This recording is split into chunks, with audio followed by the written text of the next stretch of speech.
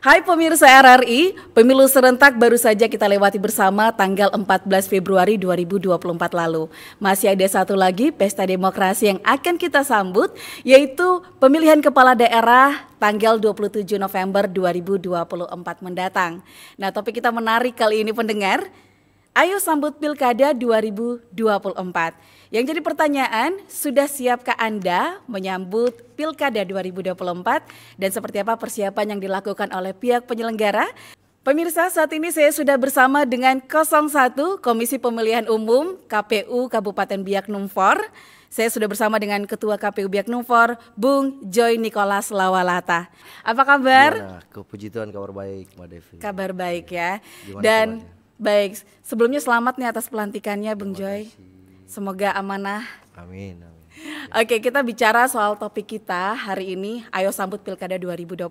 Ya. Nah, Bung Joy, mungkin sebelum kita bahas terkait dengan topik kita hari ini, kita sedikit ngomong dulu nih, karena kebetulan kan di kepemimpinan yang baru nih, menuju Pilkada 2024.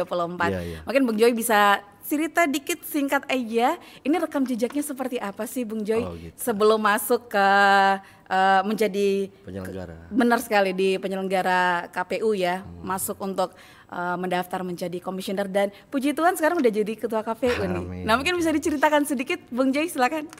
Ya, pemirsa RRI, Mbak Devi dan semua masyarakat khususnya Kabupaten Biak Numfor. Saya sebenarnya terbesit dari latar belakang LSM. LSM. Ya, saya dari latar belakang lembaga swadaya masyarakat yang kebetulan kami memonitoring dan juga ikut memantau kegiatan penyelenggaraan pemilu. Saya di Biak Numfor ini sejak tahun 2014 dan beberapa kegiatan penyelenggara pemilu sudah saya lalui 2 kali dan pemilu legislatif sekali. 2018, 2020 Pilkada Supiori dan 2018 Pilkada Biak, 2019 Pileg dan 2020 Pilkada Supiori. Jadi dari beberapa rekam jejak itu saya tergerak hati untuk gimana mau terlibat masuk sebagai penyelenggara pemilu. Memang menarik sih dari perjalanan kami, khususnya saya pribadi dan beberapa teman-teman yang memang sejak awal bergelut di bidang LSM, ada di situ anti korupsi dan lain-lain dan menyuarakan aspirasi masyarakat yang kebetulan kalau bahasa kerennya di Biak itu masyarakat kaki abu. Masyarakat kaki abu. Iya. Baik. Jadi saya mewakili teman-teman yang mungkin saat ini diberikan tanggung jawab dan kepercayaan. Sebenarnya terharu nih Mbak Devi kalau memang mau ceritakan rekam jejak pribadi kami. Jadi kami berkiprah di dunia mengkritisi kebijakan dan keputusan pemerintah yang terkadang menjadi bumerang bagi kami sendiri dan khususnya saya. Dan ketika itu kami juga ada dalam beberapa pergerakan demokrasi yang mengharuskan kami menyalurkan aspirasi mengatasnamakan masyarakat yang butuh keadilan dan kebenaran. Nah, di situ kemudian pada 2024 tergerak untuk bagaimana terlibat di dalam sistem penyelenggara demokrasi. Dan puji Tuhan sampai hari ini lolos dan sekarang sebagai menjadi ketua KPU Kabupaten Biak Numfor. Amin.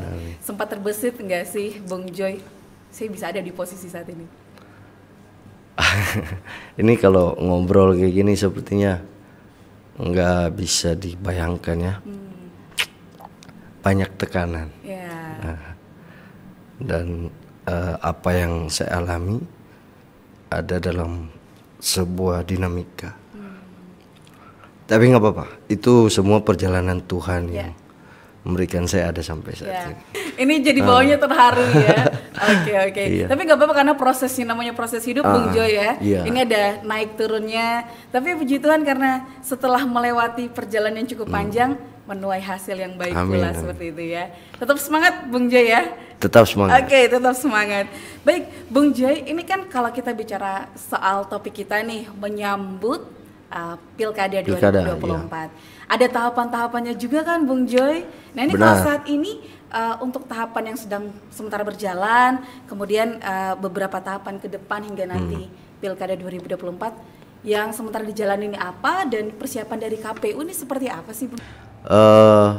Tahapan sekarang yang sementara dijalankan itu yaitu pembentukan badan ad hoc. Badan ad hoc itu ada 3 unsur ya, ada PPK, kalau di Papua dikenal dengan PPD, terus PPS dan KPPS. Itu berlangsung dari tanggal 23 sampai tanggal 5 November 2024. Terakhir itu ada seleksi KPPS di sana untuk yang petugas penyelenggara di TPS itu. Terus yang berikutnya nanti ada pemutakhiran data pemilih atau yang sering kita kenal dengan Pantarli. Pantarli itu, terus berikutnya ada ke depan ini ada beberapa launching ya. Ada launching pilkada serentak di Biak dan juga launching maskot dan jingle.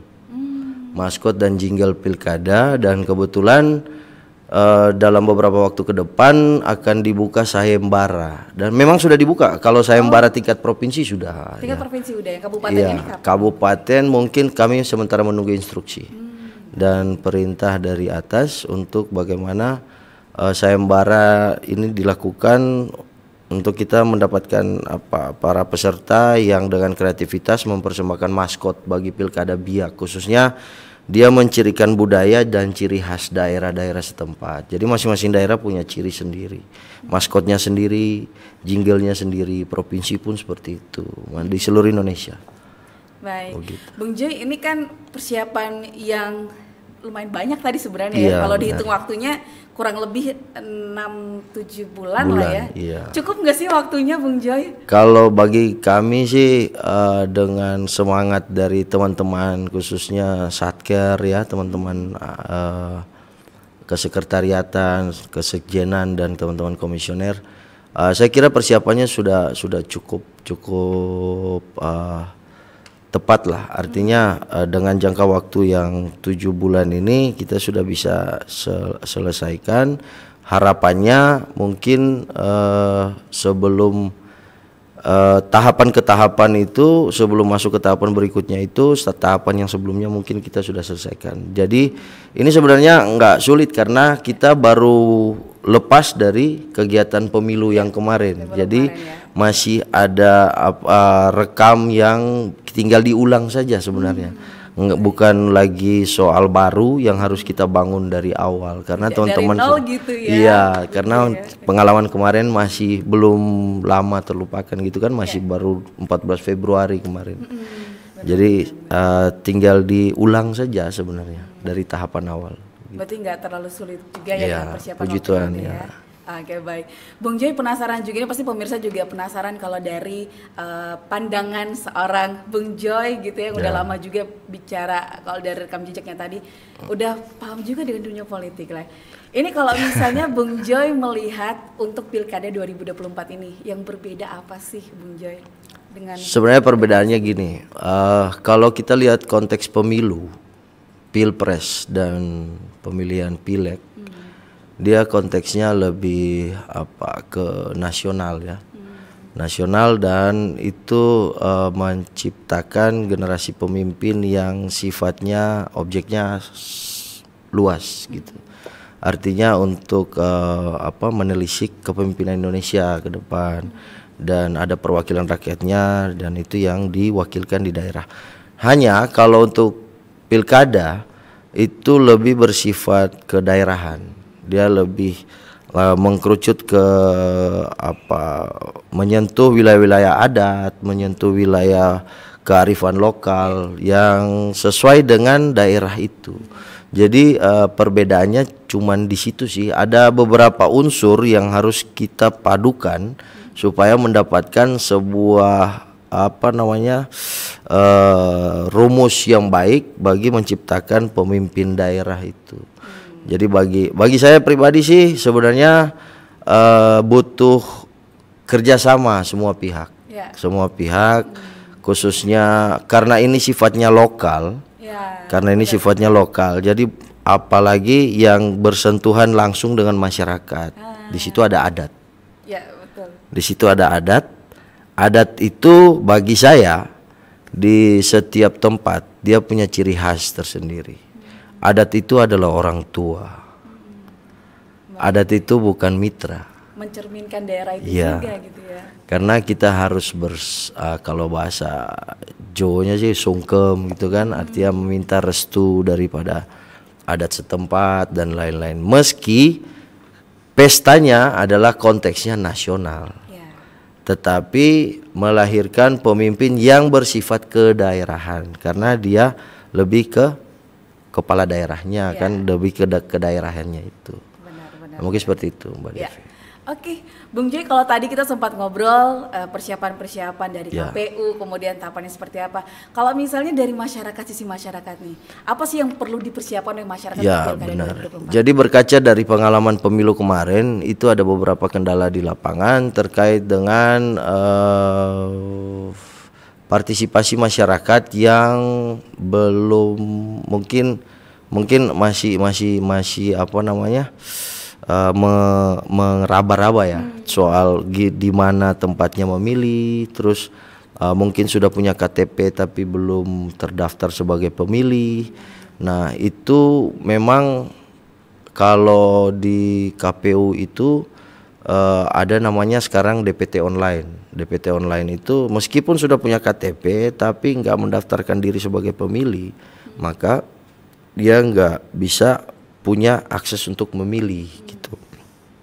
Ada keluhan begini, saya sudah punya KTP tapi saya ke TPS, saya ke KPU, saya ke Bawaslu, saya kemanapun tapi saya tidak bisa memilih. Nah persyaratan pemilih itu adalah 17 tahun ke atas sesuai dengan undang-undang, ya kan. Nah ketika 17 tahun ke atas tidak mendaftarkan diri sebagai pemilih, maka tidak bisa menggunakan hak pilih itu. Nah hak pilih ini kan bagian dari hak asasi, hak berdemokrasi warga negara. Nah ada juga contoh kasus gini, saya baru pensiun dari TNI Polri misalnya, saya baru pensiun tapi saya nggak bisa memilih. Nah ketika pensiun itu KTP-nya tidak diupdate, belum diupdate sebagai pensiunan, mungkin saja KTP-nya masih aktif sebagai TNI gitu kan, karena KPU hanya pengguna data. KPU bukan pengelola data. Jadi hak pengelola data ada di pemerintah eksekutif. Pemerintah eksekutif mitra legislatif. KPU adalah panitia gitu, penyelenggara pemilu sebagai wadah dari penyerapan demokrasi, hak berdemokrasi warga negara. Jadi saya pikir hal-hal ini yang mungkin butuh kebijaksanaan dan kesadaran dari masyarakat. Dan jujur bahwa saya dan teman-teman yang masuk di komisioner KPU kali ini, kami bertekad untuk bagaimana meningkatkan partisipasi masyarakat di pemilu tahun ini 2024 dan yang nanti akan datang di 2029 mungkin. Iya. Optimis nggak sih Bung Joy untuk Pilkada 2024 ini? Kalau saya sih dari sisi partisipasi masyarakatnya, saya kira masyarakat Biak masyarakat cerdas ya. Khususnya di daerah Biak karena kebetulan kami adalah penyelenggara di Biak Numfor. Jadi mereka sudah pandai untuk menentukan nasib kedepannya lewat menentukan wakilnya yang akan memimpin daerah supaya bisa bekerja sama mensukseskan Pilkada ini 2024. Sambut pilkada ini gitu ya. Benar, baik, benar. Bung Joy, apa sih yang menjadi pesan dari Bung Joy juga sekaligus menjadi harapan untuk pilkada 2024 ini dan sosok pemimpin yang nanti akan memimpin Biak nih 5 tahun ke depan. Silakan Bung Joy. Ya, kalau ditanya harapannya dan pesan dan kesan kami dari KPU, saya pribadi selaku Ketua KPU Biak Numfor, saya pikir pesannya kepada masyarakat agar bisa segera mengupdate identitasnya, mendaftarkan diri sebagai pemilih dulu, baru kita bisa menentukan masa depan kabupaten ini seperti apa. Kalau belum itu belum dilakukan, saya yakin bahwa haknya kita bukan hanya sebatas narasi doang, tapi ada aksi di situ. Nah, aksinya gimana? Kita menyalurkan hak pilih di TPS nanti tanggal 27 November. Kalau ditanya tipe pemimpin, sebenarnya KPU ada dalam wadah yang menampung semua hak memilih dan dipilih. Hak memilih warga negara yang diatur oleh Undang-Undang Dasar 45. Nah, tetapi kemudian kalau untuk karakteristik dari para pemimpin dan calon-calon pemimpin yang nanti akan memimpin, saya kira berkaca dari kepemimpinan Biak Numfor selama ini, ya saya pikir ada perkembangan yang signifikan ketika pemimpin itu bisa dibekali dengan jiwa integritas dan ketakwaan kepada Tuhan Yang Maha Kuasa. Mungkin seperti itu. Luar biasa ya. Jadi pasti menjadi harapan bersama juga Bung Joy. Amin, kita memimpikan sosok pemimpin yang semakin baik, semakin baik ya. Baik, terima kasih banyak Bung Joy. Ya. Kita masih bisa bincang lain waktu ya. Boleh. Kita dibatasi. Makasih juga. Mbak Devi ya. Sukses Bung Joy dengan teman-teman komisioner. Sukses. Ayo sambut pilkada. Yes, ayo sambut pilkada 2024. Dan pemirsa RRI, sekian untuk bincang-bincang bersama dengan Ketua KPU Kabupaten Biak Numfor, Bung Joy Nicholas Lawalata. Syawima Kasumasa.